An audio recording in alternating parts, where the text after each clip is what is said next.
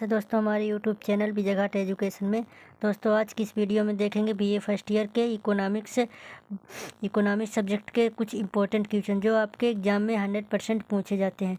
दोस्तों हमारा पहला क्वेश्चन है सूक्ष्म अर्थशास्त्र की परिभाषा, यानी सूक्ष्म अर्थशास्त्र क्या होती है, सूक्ष्म अर्थशास्त्र को क्या कहते हैं, सूक्ष्म अर्थशास्त्र क्या होती है ना, व्यष्टि अर्थशास्त्र, यानी व्यष्टि अर्थशास्त्र जिसे हम सूक्ष्म अर्थशास्त्र कहते हैं। व्यष्टि अर्थशास्त्र क्या है, इसे हम क्या कहते हैं, सूक्ष्म अर्थशास्त्र कहते हैं।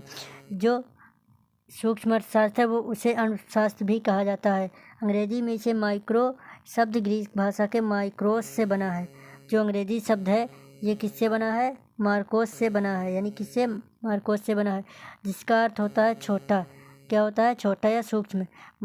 व्यष्टि अर्थशास्त्र का अर्थ क्या होता है, छोटा होता है यानी सूक्ष्म होता है। अर्थव्यवस्था के समग्र का अध्ययन न करके, जो व्यष्टि अर्थशास्त्र है उसमें क्या होती है, अर्थव्यवस्था का जो समग्र का अध्ययन न करके अर्थव्यवस्था की विशिष्ट इकाइयों का अथवा विश्लेषण व्यक्तिगत इकाइयों का अध्ययन किया जाता है।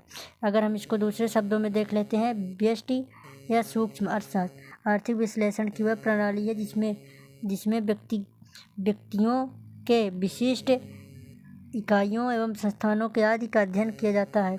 एक वस्तु या सेवा के किसी विशेष घटक का मूल्य किस प्रकार निर्धारित होता है, यह समस्या का भी व्यष्टि अर्थशास्त्र है। यह समस्या भी क्या है, व्यष्टि अर्थशास्त्र होती है। हमारा दूसरा क्वेश्चन है दोस्तों, दूसरा क्वेश्चन देख लेते हैं। दूसरा क्वेश्चन है दोस्तों, व्यष्टि अर्थशास्त्र और समष्टि अर्थशास्त्र में क्या अंतर है, यानी व्यष्टि अर्थशास्त्र और समष्टि अर्थशास्त्र में क्या अंतर होता है। पहला अंतर है दोस्तों, इसमें अर्थव्यवस्था के व्यक्तिगत इकाइयों का अध्ययन किया जाता है, यानी जो व्यष्टि अर्थशास्त्र होती है यानी सूक्ष्म अर्थशास्त्र होता है उसमें व्यक्तिगत इकाइयों का अध्ययन किया जाता है। जो स्वयं एक फार्म होता है उसका अध्ययन किया जाता है। जो समष्टि अर्थशास्त्र है दोस्तों, इसमें अर्थव्यवस्था की जो अर्थव्यवस्था होती है उसमें सामूहिक अध्ययन किया जाता है, यानी हर एक छोटी छोटी कंपनियों को मिला के सभी कंपनियों का अध्ययन किया जाता है। छोटे छोटे फार्म मिलकर जो एक बड़ा फार्म बनते हैं, अर्थव्यवस्था के समूह का अध्ययन किया जाता है। जो इसका क्षेत्र में देख लेते हैं दोस्तों, इसका क्षेत्र सीमित होता है, यानी समष्टि अर्थशास्त्र का जो क्षेत्र होता है वो सीमित होता है। इसके अंतर्गत कीमत निर्धारण और सिद्धांत और साधन, कीमत निर्धारण सिद्धांत, मजदूरी, लागत व लाभ के सिद्धांत तथा आर्थिक कल्याण के सिद्धांतों का अध्ययन किया जाता है। और समष्टि अर्थशास्त्र में व्यापार चक्र का सिद्धांत, मौद्रिक सिद्धांत तथा वितरण के समष्टि भावात्मक सिद्धांत का अध्ययन किया जाता है। तीसरा अंतर है दोस्तों, इसमें अर्थव्यवस्था के बहुत छोटे एवं टुकड़ों में बांटकर अध्ययन किया जाता है, इसलिए इसे स्लाइसिंग विधि भी कहते हैं। यानी जो अर्थव्यवस्था के छोटे टुकड़ों में बांटकर इसका अध्ययन किया जाता है, इससे कौन सी विधि कहते हैं, स्लाइसिंग विधि कहते हैं। स्लाइसिंग विधि इसे कहते हैं, यानी सूक्ष्म अर्थशास्त्र को कौन सी विधि कहते हैं, स्लाइसिंग विधि कहते हैं। यानी आपके एग्जाम में जब पूछा जाता है कि स्लाइसिंग विधि किसे कहते हैं, तो आपको लिखना है सूक्ष्म यानी व्यष्टि अर्थशास्त्र को स्लाइसिंग विधि कहा जाता है। अब देख लेते हैं दोस्तों, इसमें अर्थव्यवस्था के बहुत बड़े भाग के रूप में अध्ययन किया जाता है और इसे क्या कहते हैं, लंपिंग विधि भी कहते हैं। यानी समष्टि अर्थशास्त्र को क्या कहते हैं, लंपिंग विधि कहते हैं और अर्थव्यवस्था के सबसे बड़े भाग का अध्ययन किया जाता है। चौथा दोस्तों, सूक्ष्म विश्लेषण व्यापक विश्लेषण की अपेक्षाकृत सरल है। जो सूक्ष्म विश्लेषण है, यानी जो सूक्ष्म विश्लेषण है वो व्यापक विश्लेषण से काफ़ी सरल होता है, यानी व्यष्टि अर्थशास्त्र समष्टि अर्थशास्त्र से काफ़ी सरल होता है। दोस्तों व्यापक विश्लेषण सूक्ष्म विश्लेषण की तुलना में कठिन होता है। जो समष्टि अर्थशास्त्र होती है वो व्यष्टि अर्थशास्त्र की तुलना में ज़्यादा कठिन होती है, क्योंकि इसमें बड़े भाग का अध्ययन किया जाता है। दोस्तों पाँचवां अंतर है दोस्तों, व्यक्तिगत संस्थाओं की नीतियों के विश्लेषण में महत्वपूर्ण है। जो व्यक्तिगत संस्था होती है उसके नीति निर्माण में यानी नीति बनाने में बहुत महत्वपूर्ण भूमिका निभाता है।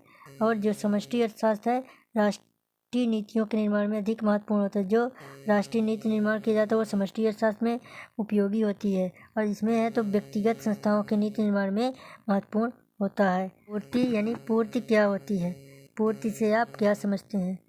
अगर हम पूर्ति को देखें तो साधारण बोलचाल की भाषा में पूर्ति का अर्थ होता है माल की कुल भाषा जिसका अस्तित्व से लगाया जाता है।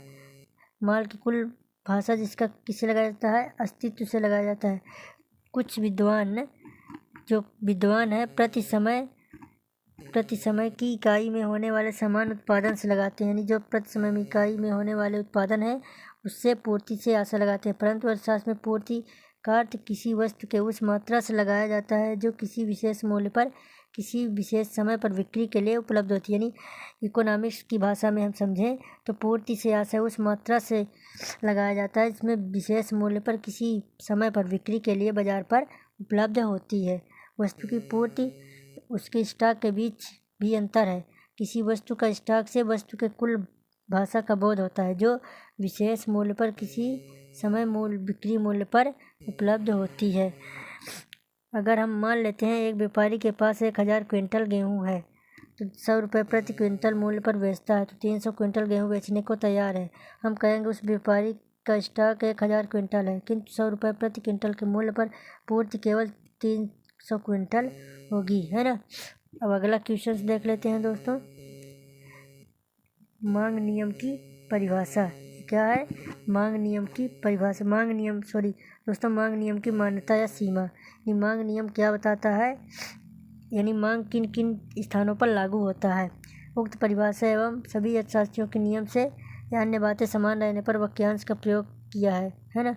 व्यक्ति की आय स्थिर होनी चाहिए, यानी मांग नियम क्या कहता है कि व्यक्ति की आय स्थिर होनी चाहिए। अगर व्यक्ति की आय बढ़ जाती है वहाँ पर मांग का नियम फिर लागू नहीं होता है।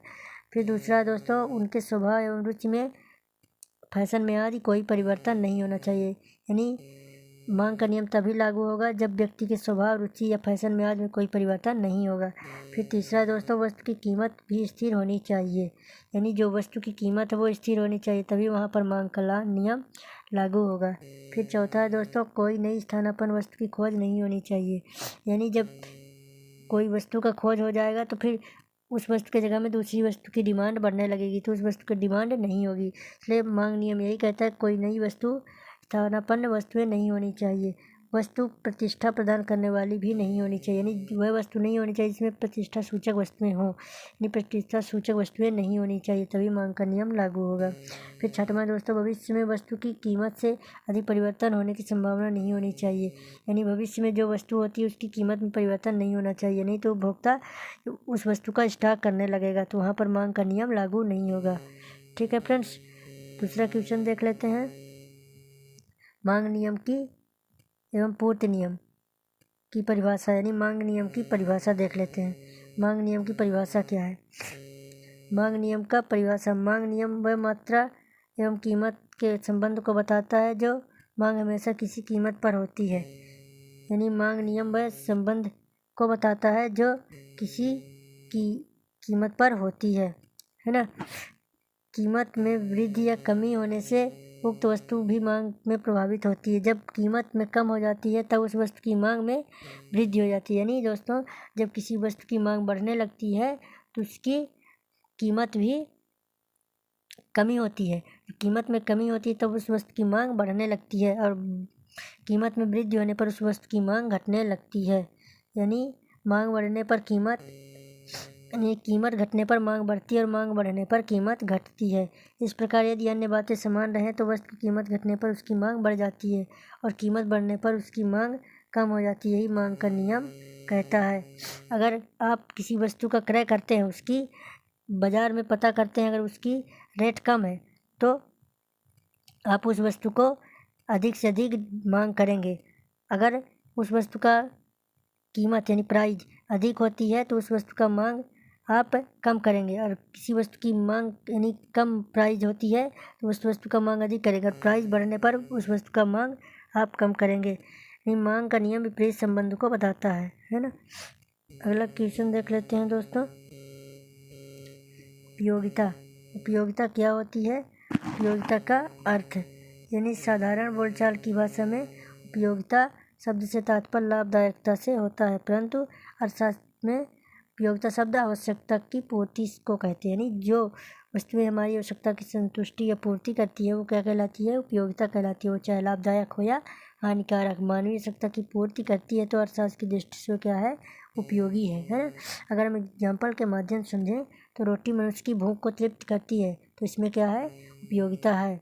इसी प्रकार सिगरेट और शराब में उपयोगिता है क्योंकि मनुष्य के नशे की आवश्यकता की संतुष्टि करती है, यानी जो वस्तु आवश्यकता की संतुष्टि करे वो क्या कहलाती है? उपयोगिता कहलाती है।